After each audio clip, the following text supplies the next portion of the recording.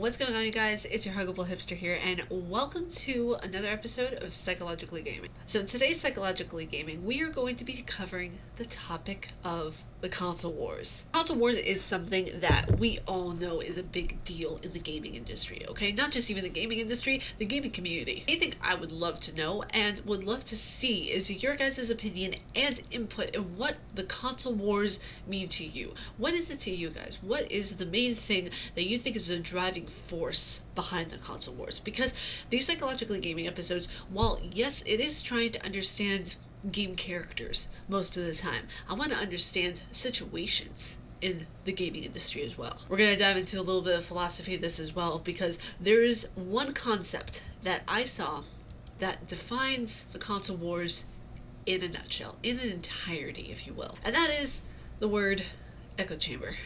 Well, technically 2 words. It's a phrase, okay? So an echo chamber, defined here, states that in discussions of news media, an echo chamber refers to situations in which beliefs are amplified or reinforced by communication and repetition inside a closed system and insulated from rebuttal. Basically, you have someone, let's say, who has the same exact thoughts as you, and you're bouncing them off of an echo chamber. You are bouncing the ideas off of the other person.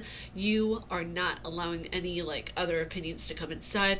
You have everything closed off, insulated to rebuttal, insulated from negative opinions, and in some cases, a lot of people who, let's say, do not like one console but like the other will attack other people for that belief. That's the extreme circumstances. There are a lot of, shall I say, console elitists?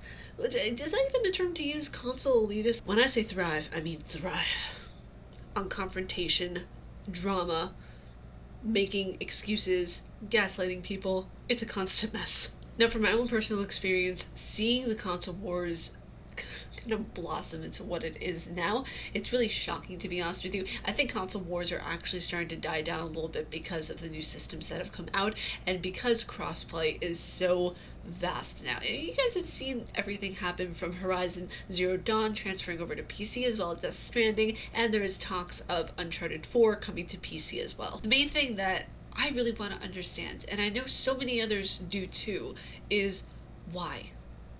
So I'm going to put it over here for emphasis as well. Why? The big WHY.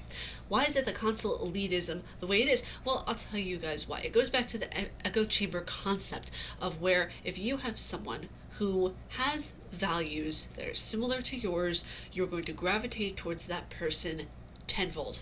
So let's say someone comes in, right? There's a discussion on Twitter where someone says, oh, I love Xbox, right? And then another person comes in saying, oh, I like PS5, bruh, that's where it's at. Let's do this, okay? And then another person comes in, confirms the same values and appetites as person number 2, saying, oh, I love PS5 too. It's one of the best consoles I've ever played. People get on the hype train without knowing facts. This is a very important thing to understand whenever it comes to the console wars, because it's not always because the console is good. It's because there's hype around the object. Let me repeat that one more time. It's not because the console may be good, it's because there is hype around the object. Do I need to say it again?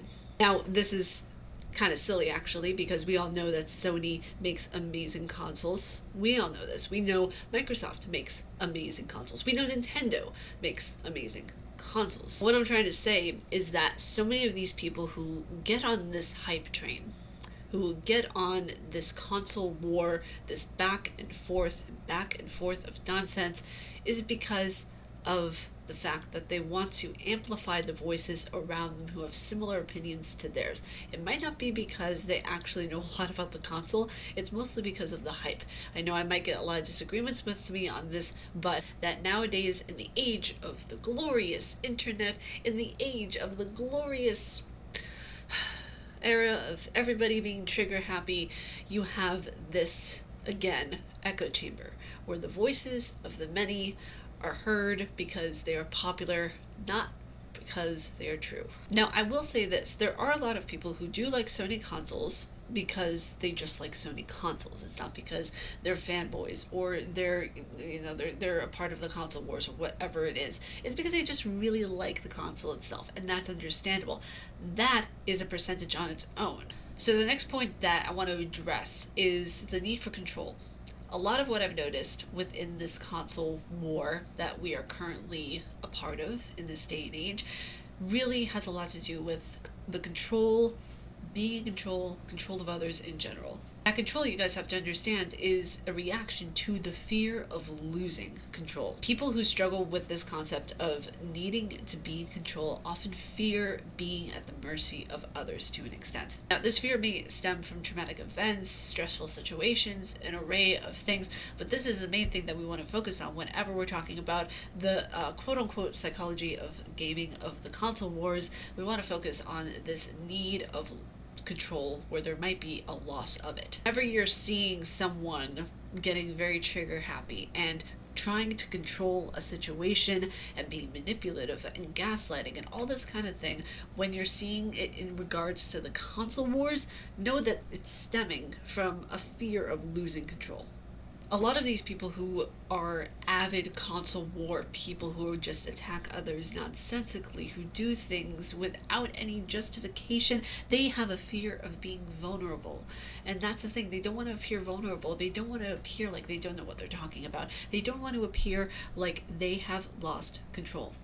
Which we all know they have, but that's besides the point. So that was today's Psychologically Gaming. I hope you guys enjoyed this video. I hope you guys got more of an understanding of the console wars and what it might be rooted in. This is just from my perspective, okay? You guys gotta understand something of where these videos, again, I always put a disclaimer at the beginning, but I feel like I have to go more into a disclaimer for new people who are coming onto the channel.